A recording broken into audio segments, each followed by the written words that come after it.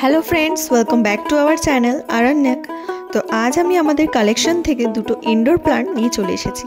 একটা হলো Chinese evergreen এবং আরেকটি হলো snake plant.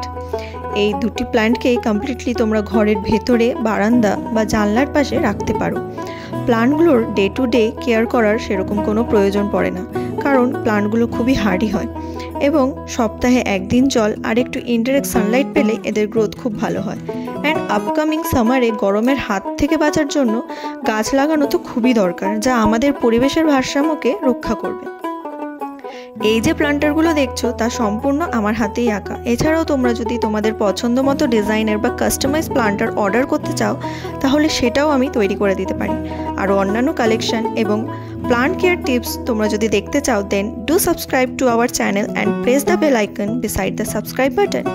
So save green and spread green. Thank you.